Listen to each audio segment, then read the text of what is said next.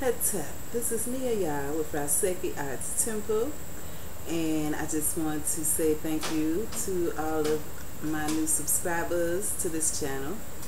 We welcome you and thank you for watching our videos. And today's topic is going to be about relationships.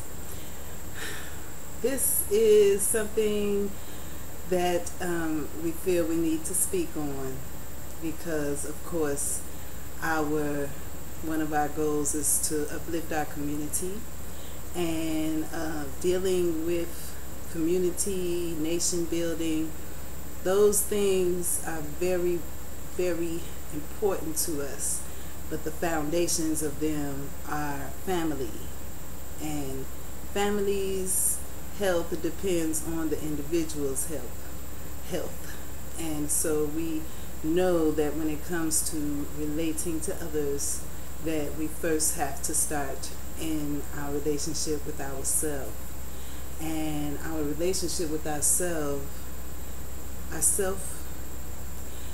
of course, the ancestors left the message, know thyself, for us. We should know who we are, what kind of person that we are, what our purpose is or mission is, and why we came back to the planet at this particular time. And that helps us to have a good, strong relationship with ourselves. We seek to have a relationship and to manifest the highest aspect of ourselves when it comes to our relationship with ourselves.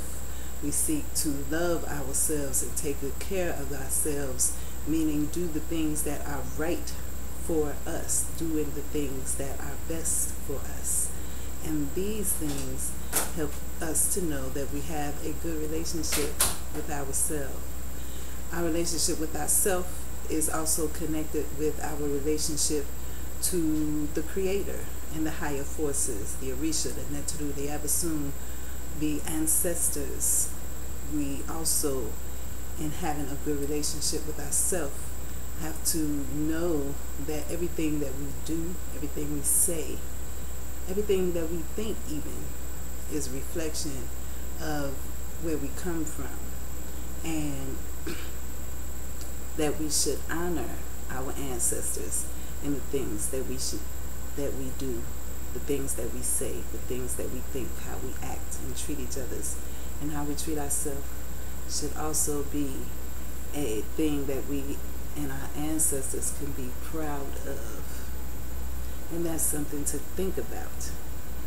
Are we doing and behaving in a way that our ancestors, our great-great-great-grandmothers and great-great-great-grandfathers will look down and say, oh, that's good, that child is doing good? That's something to think about.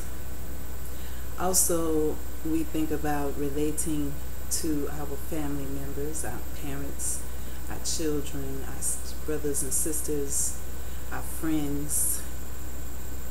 If we are not in good relationships with our families and our friends, then it is a reflection of how we relate to ourselves as well.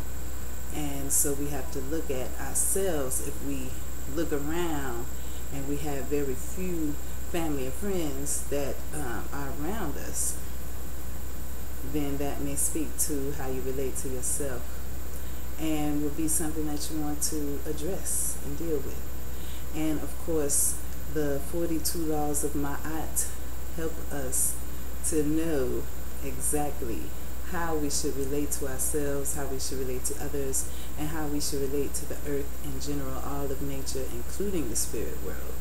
So we now, in this day and time, 2012, have no excuse to not know how to act and behave.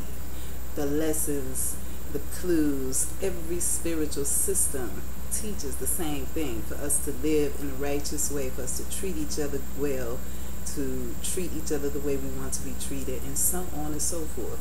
And all of these things were set thousands of years before us so that we would know how to relate and behave. Now moving into our relationships as males and females. This is a very touchy topic, because right now we have a very high divorce rate. We have a very low marriage rate. It's almost, in some situations, it seems as if marriage is just obsolete in our community, or that we have gone back to saying that marriage stands when two people live together and they're being intimate with each other, and not necessarily having had the ceremony. They are considering each other as married partners, which is okay. We're going to give thanks for that. But there are other things that we need to consider in building a nation and building a strong community and building strong families. We have to really look at this idea of, or the belief, not the belief, I don't want to say that, but the overstanding of our bodies as sacred temples, and the act of sex as a very sacred, highly spiritual, and highly powerful act that two people can have, as opposed to looking at it as a casual and easy thing to do. The culture in this place that we're in now has promoted sex to our community specifically very, very strongly, and in doing that, it helps to bring our energy to a very lower chakra level, which is why they do it, to keep us from being more spiritual. They put a lot of energy towards our lower nature, and it has turned our community and even our children into a place that is very detrimental for our future. So we need to address it, and we need to start to do some things to change this situation and to reprogram ourselves and our children as to the importance and the sacredness of a relationship and the act of sex.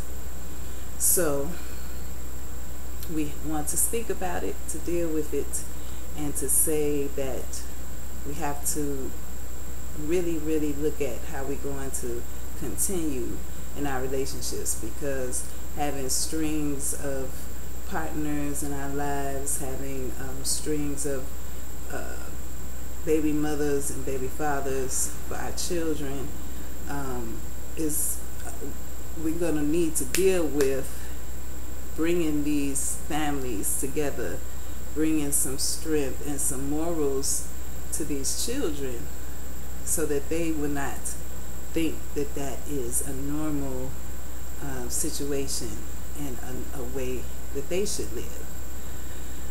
There are many beautiful couples that I have the pleasure of knowing, and they are ones who got together at a young age. They have spiritual connections in the same spiritual belief system, which helps to keep their relationship together. They've all told me that.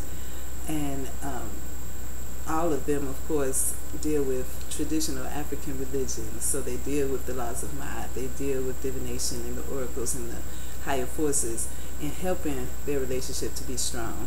And then they also share with me that having a ceremony itself is something that brings strength to the relationship, because that ceremony is one which calls on the universe, the ancestors, and the families to come together to support the two, which makes a huge difference when it comes to one's actually staying together and keeping a strong family for a long period of time.